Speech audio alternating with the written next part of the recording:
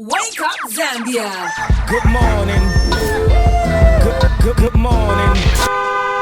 A brand new morning experience is coming your way. Introducing the Power Breakfast, where the queens of breakfast serve up the hottest conversations, freshest hits, and everything you need to start your day right. Catch the Queens of Breakfast every weekday from 6 a.m. to 10 a.m. on Power FM and Dstv. And no, this isn't an April Fool's joke. It all begins April 1st. Power up your mornings with the Power Breakfast. Power Breakfast. Good morning. I'm happy to be here. Very well. Today we are looking at the provision number 5, which provides for the hearing and determination of an election petition. In its current form, the Constitution of Zambia provides a time frame for the hearing of the election petition. Enlighten us on that, sir. The Minister of Justice earlier in time in March, did put it to the Zambian people that there is need for us as a nation to consider amendments. Now we are looking at the Constitution, that is Articles 73, 2, Article 1015 and 1032, which provide that parliamentary elections, petition, and presidential election shall be held within 90 days and 14 days of the filing of the petition, respectively. The proposal is that these provisions be amended to clarify that the petition shall not only be heard, but also determined within a specified period of time. This is what has been put before us, for us to, as a nation, to debate and find the way forward. If you remove the legalese, how do you break it down to me? What does that mean for me on the street? What it means? First of all, this thing is already in there, in the Constitution. Okay. Yes, to say the elections, the election petition should be heard. Yes, the hearing could happen, but is there determination? So, in courts, certain words look simple, but really they mean a lot. Sometimes in matters of constitution, and when we talk about the Constitution and constitutionalism, right, even a comma can mean a lot, even a comma. So this case looks so simple, but the nation is in dire need for us to really look at this and make things straight. Make things straight. So now you did touch on certain words where you said that even just a comma is quite key, right? So on what you touched on is saying that the proposal is that the provisions the provisions be amended to clarify that the petitions shall not only be heard but also be determined. What exactly is determined? Can you break that down a little bit? If within this particular case, in addition to the word heard within the Constitution, especially when it comes to election petitions. Okay, in courts of law, the word determine means a lot. It means the official conclusion of a matter, the deciding of a matter to its logical conclusion. It could be a contractual dispute. The judges have to determine whether there was a breach or not, and therefore conclude the matter. That is why that word determine is key and sacrosanct for it to be in the Constitution. Noted. And once again, this is Voice of the People. If you're just tuning in, we are speaking to Mr. Kingsley Chibamba, who is a political vanguard. And we're touching on the provision number 5, where it states that we should provide for the hearing and determination of an election petition. If you'd like to be part of this conversation, do call us up. That's on 0955 997 997. Now, going back to you, Mr. Chibamba, there have been cases in the past where petitions were heard, but not really concluded within the required time frame. What kind of issues or consequences did this particularly cause? First of all, you have only 5 years. When you go through an election, Right. it could be tripartite, where you combine the presidential, the National Assembly, also the local government. Then there are disputes that arise. Like that, people go to court. Then you find these judges in court are so busy also with the cases that are already been pending. And during the electoral disputes, the cases just mushroom. There are so several, So you find that some cases are concluded maybe almost 3 years down the line. So like that, what are you fighting for? How are you going to catch up with your colleagues? So this is why it is very important for our cases or the Constitution to have a streamlined way with a time frame to say within 90 days, the judges must be compelled or the courts must be obliged to work within that according to the law.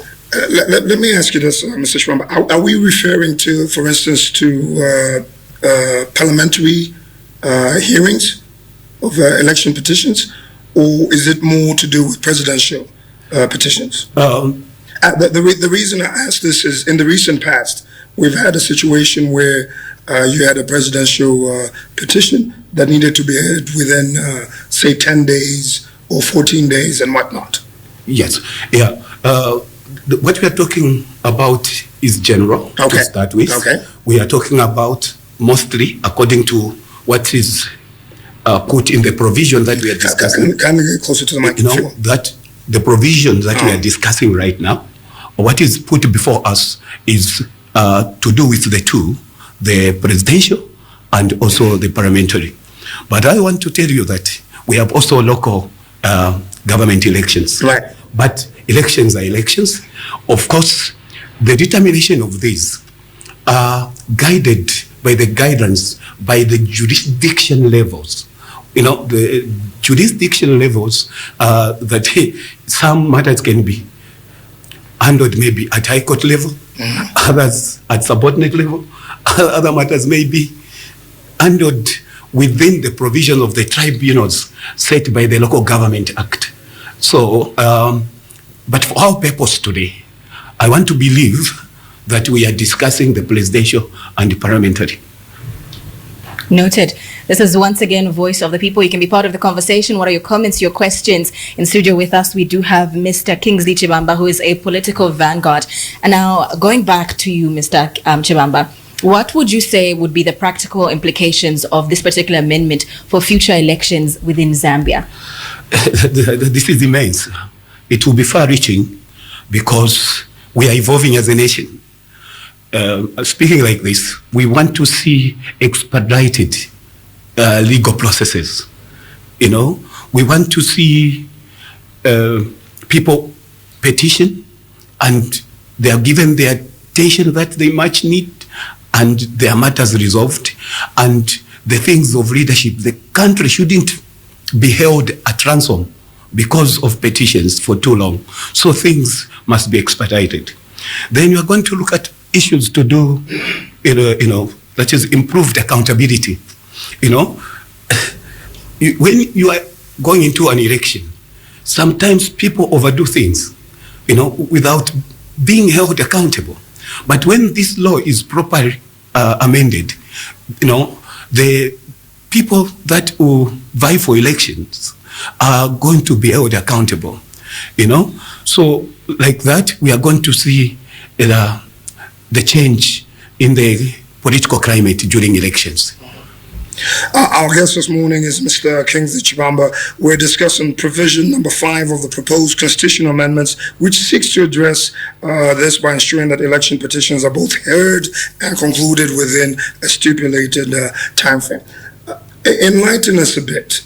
Provision number 5. How do we go about amending that part of the Constitution? What are the steps that we need to take? Oh, well, as we are, as a nation, you know, we come from far away. At one time, we were ruled by a company. Then later on, 1964 came, you know, and constitutions have been, the constitution was drawn according to the country named Zambia. There was no Zambia before, of course. You know, we had the Moncton in 1936, the electoral commission, review commission, you know, then we had several others, you know, that have been formed to handle the development of constitutional processes.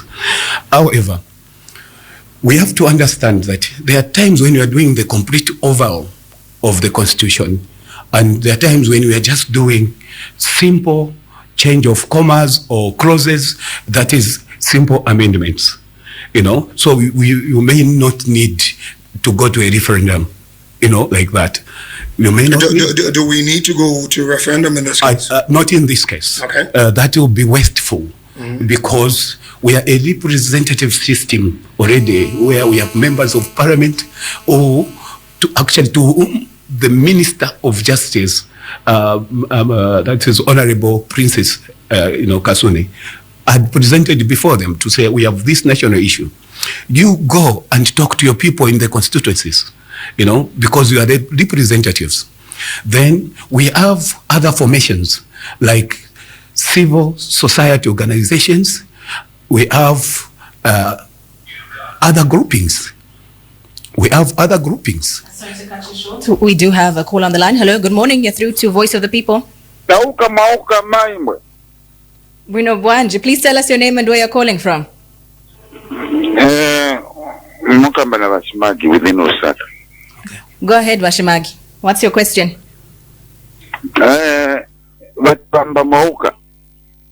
Good morning, sir. Good morning. Yeah. So, the point what I want to talk about to add on within 60 seconds is that we saw something good in the Constitution, or some people politicize it. What we saw is that, one, include more women in the government and the parliament, more youth in parliament and government, disabled in government inclusive. Because right now, how many cabinet women do we have? How many women were in parliament compared to the men? How many youth do we have? Most of youth are used as a tool of violence, buying them to look good, that one. That's what you're going to do with the youth. Because if you look behind, you find that Zambia was founded and independent by the youth. Dr. Kenneth Kaunda was 40 years to become a president. Some ministers have got the 35, 30, 18 as a diplomat, VJ. So for us, what I'm saying, why can we put more youth in governance issues, compete with men, orderly? Now, also, we're talking about competition. One candidate will withdraw, and all of them choose down. You start a new nomination. Pay again another money. Is it good what you want? So we are going to remove that one. I think thank you so much. Thank you indeed. Thank you indeed. What's your comment? We are digressing. Indeed. However, the lamentation from Bashimagi is one of those points that we are saying we have to look at the Constitution, because the situation is like it is today because of the problem is bigger. It starts from the intra-party. Okay. For example, the party wants to ensure that they have maybe 40% women, gender composition, or they are going to say we're going to have so much percentage for the youths, so much percentage for the women, and for the men. That is individual parties. Yes, individual parties. Okay. But they fail to do that because elections are like you're going to play Manchester, then you pick this Ron United to go and play Manchester. Mm-hmm. You know, so they have to choose somebody who's powerful. Like maybe they will look for a businessman in that community to ensure that they win. Right. You know, so within the political party, there are what we call selectorates. We call them selectorates.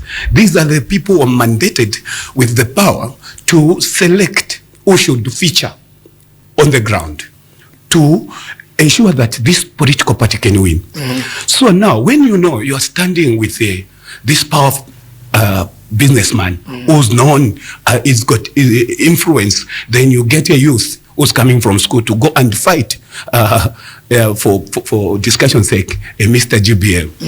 Okay, you know, so political parties sometimes are tied up. Okay, that's why we are saying let there be a law. Let us amend the constitution so that we can consider what we call affirmative actions. You know, where parties have to deliberately foul youth candidates. Yes, they might be compelled by the law. Okay. Or we can create a system to say in this province we are going to get so many women. In this area we are going to get this by law. You know, so affirmative actions are very good and have worked, you know, elsewhere. Like you can also make what you call a kata system, you know, where certain positions are just preserved. They preserve like that, so that we have a properly composed, you know, parliament. Mr. Chibamba, let me digress a bit and maybe bring you back to the core conversation, which is a petition hearing. Where have we seen that hearings, because of the hearings, that the Constitution is flawed? What has made us kind of figure out that we need to revise the Constitution in terms of petition hearings? What are some of the cases that have told us that we need to relook? Okay, yeah.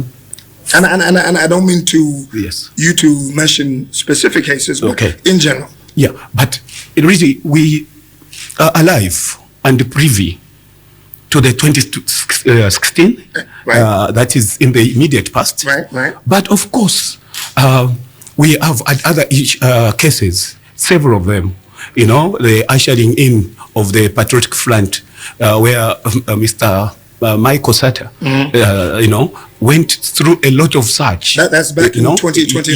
Yes. So now, today, we are privy to a serious case that happened where Mr. Ichirema and Mr. Geoffrey Mwamba Waria, Mwamba, actually, GBM, had sued His Excellency then, Mr. Edgar Chagwarungu, Mrs. Inonge Wina, and the Attorney General. You know, this case was very difficult. The country almost came to a standstill. Okay. You know, there was tension everywhere. There was tension, you know, so we really went through a very unfortunate time as a nation. Now, here we are. We have this leaf to say, let us sit as a nation, let us debate, let us move, and let's have this these lacunas removed so that we have, you know, increased electoral integrity, you know, as a nation, you know, accountability, you know, because these tensions that we bring, you find some people end up in jail because some people are altruistic in nature, especially in politics. You know, there's pressure in politics. So altruism, find some political cadres or supporters, you know, even become violent during such times. But we can handle that because we are modernizing. Speaking of, I would say, modernizing, we are a democracy as Zambia. So now, in your view, how will this particular provision strengthen Zambia's democratic processes, but also public trust? Because at the moment, people are quite wary of this particular constitutional amendment. Oh, well, the issue of trust, really, in a democracy, we cannot achieve 100%. If you achieve 100%, then you are not a thinking nation. That nation must be deleted from the map, where people agree 100%. That is utopia. That is utopic, So here, what we need to do to enhance the trust levels is to disseminate as much information as we are doing right now. To hold public forums or fora, I don't know the best English there, sometimes we suffer from semantics. So public gatherings, the fora, where people come to debate and, engage. Unfortunately, in this country, we have seen that some people feel they are more privileged to talk about the Constitution because of the courses they studied. That is a fallacy. The power to debate in a constitution discourse comes from your umbilical cord. It comes from your umbilical cord. You don't need to be a constitutional lawyer. You don't need to be a member of a political party. So some people feel they are more Zambian than others, and they want to muzzle, and just to have that first-born tendency of, I'm twisting and making sure that as long as they are opposed, and therefore everybody should oppose. But otherwise, we have groupings that have heard the call by the government of the day. And what we are doing right now is to ensure that this information can reach all the corners of Zambia. Even far-flung areas, information is being disseminated. Like Shekinah alluded to, people are a bit wary of constitutional review, constitutional amendments. In this particular case, when we talk about the provision number 5, why is it important for us to resolve this? I know you alluded to the previous petition back in, I think, 2016. Why is it important that we kind of sort this out and leave it behind us? I can't make you out clearly. Why is it important that we address the lacuna that you alluded to in this proposed amendment? You see, you cannot continue doing the same things and expect different results. So we have an opportunity that let us resolve the issues that would frustrate the electoral system, that would make the electoral integrity, of our judicial system, the integrity of our electoral commission or the judicial system in future, when we have, the time to look at the laws and streamline things. So for me, this is the best time. And this is also one platform that every youth, every mother, every man out there, individually and severally, in groupings, political parties, civil societies, and other stakeholders I may not have mentioned, to come together, to come in numbers, and come with their facts. Let us engage and come up with a nation, a great nation. So now, Mr. Chibamba, over the last couple of weeks, we have been hearing how you've touched on how different stakeholders should come together. But what they've been saying on their end is that they're not being included within this conversation. What is your take on that? First of all, it takes two to tango. You may be on the left or right. Yeah, but there are times when we have some people that on the offense, they don't want to take the left or the right hand. However, let us be all proactive. I have seen even the media houses holding public debates, public discussions, and these people are invited. you know. And actually, I have attended some of these fora where we have discussed with them, and they have come up with a lot of, you know, negative positions somehow, opposing, because some people think when you are in opposition, your role is just to oppose and oppose vehemently, and vehemently so, you know. But you have to look at the positive things for the betterment of our great nation. So, are you stating that the opposition or other stakeholders, they do know and understand the benefits of the constitutional amendments, but they just want to reject it because they can? You know, the apprehensiveness sometimes click in, because you know that there is the principle of incumbency at play, because there is a ruling party, you know, that is in power, and of course they are in charge of government. They're in charge. Then you are saying, no, I want to contend. Now, if you just change one or two, maybe you are going to disadvantage me. So like that, they become apprehensive.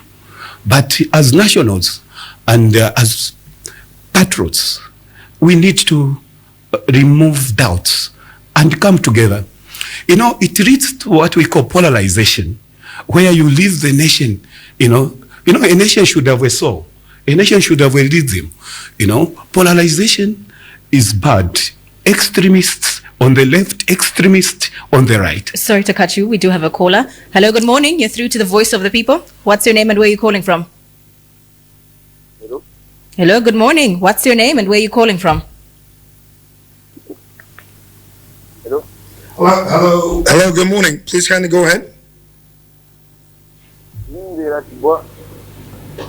Hello, can you hear us? We can hear you. Hello. Okay, we seem to have a bad line there. Unfortunately, you can go ahead with your point. Yes. Polarization. So what I was talking about is this vehemence, you know, where you just say we have to oppose and oppose, even on what is good. Then you create extremists. The extremists on the left and on the right. So the nation is ripped apart. So sorry to cut you. Would you say that there has been constructive, say, feedback or criticism, though, from other stakeholders that has been taken into account? Yes. And they have seen the church mother bodies putting up their positions, and the debate is ongoing. You know, no casting concrete, because we have a time frame, you know, in which to do this, you know. What is the time frame, by the way? It is expected that within just a few months we should be concluded, because we are looking at only 13 tenets, unlike complete over of the Constitution, or maybe 70, 78 propositions, just 13. And these are the things we are looking at to avoid, conflict, to avoid the unfortunate situation that happened in 2016. You know, then we are looking at what the last caller talked about, the inclusion, you know, of women through maybe also women, youths, and the people who are differently abled, you know, through a quota system, or maybe affirmative actions, so that there is that compulsion. The words on the street that go by, and I'll use some of the words that you used earlier: doubt, apprehension, conflict. The question is, why now? Why are we looking at constitutional amendments at this particular point in time? First of all, our Constitution has never prescribed a time when the president that you choose, or the government that you put in power, should do what they can do at the particular time. When you give me power from day one, as we gave this government power from 2021, right, it is within their time frame up to the last day when Parliament will be dissolved. But the president will remain functioning up to the last day. And on the last day, the president can even do prerogative of mercy and remove prisoners I've seen it happen even in America. Indeed. Joe Biden did it. Even on the last day, you can't say because it's my last day, I'm not going to exercise my powers. No, that is wrong thinking, and we are misguiding the nation. When you are in office, I shudder when I hear a leader who's in opposition or who's aspiring, to be a leader in future, saying that because this is the 3rd year or 4th year, then therefore we should stop functioning. Are you shutting down the government? Where is governance? Where is leadership? So there's still mandate up to the last day.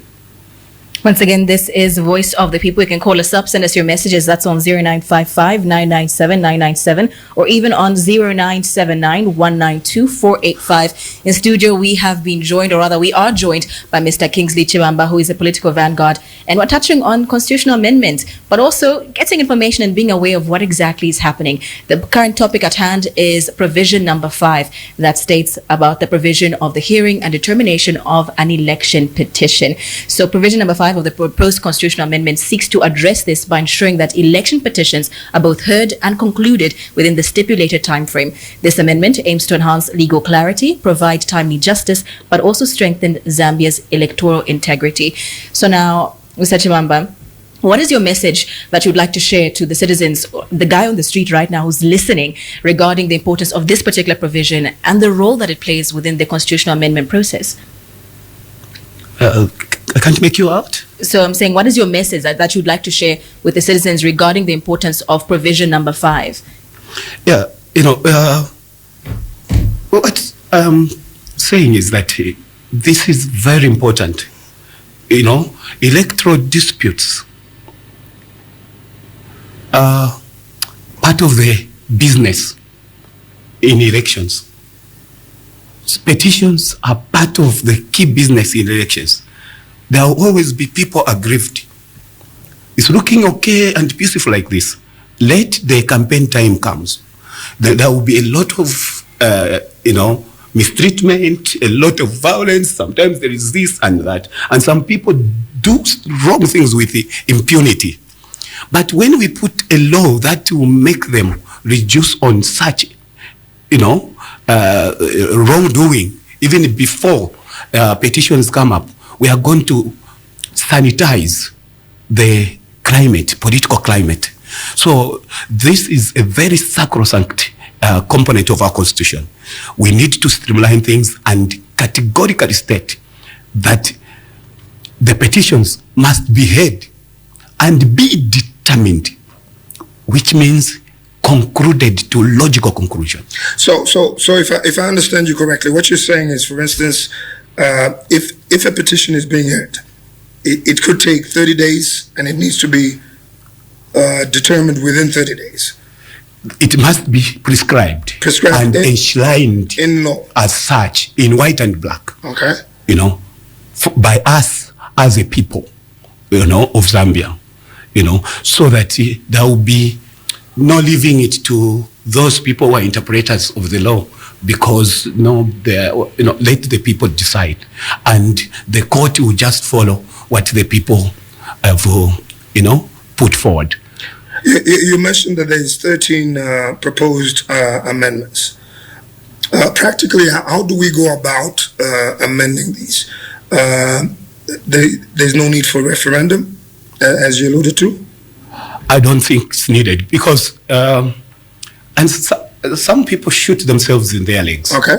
Because you find the same citizen is arguing that we need a thorough, review.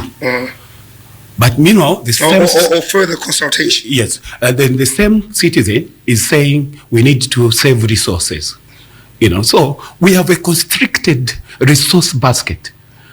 So if the law provides within itself the simplest way and a cost-effective way of doing things, through maybe our leaders who we have sent to Parliament, or through the groupings that are already registered and set, through the youth groupings, through the stakeholders, and through public discussions, which actually other stakeholders actually do sponsor without the government putting up any resources.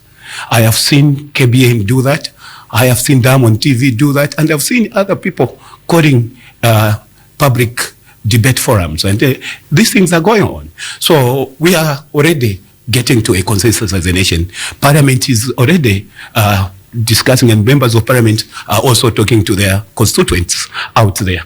So let us find the most effective, cost-effective way, for us to do this.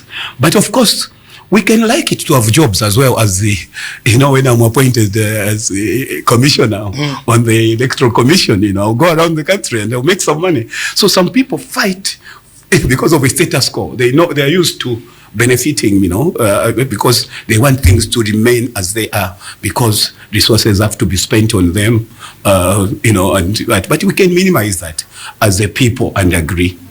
Fighting sometimes is not necessary. Well noted. Thank you so much for joining us this morning. Thank you. You're absolutely welcome.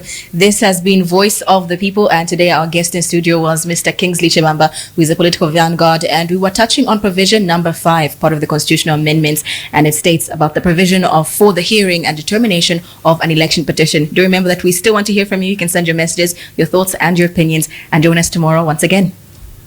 Voice of the People is a dynamic and interactive radio phoning show that gives listeners a platform to voice their opinions on current affairs, social issues, and community concerns. With engaging discussions, expert insights, real-time audience participation. Voice of the People.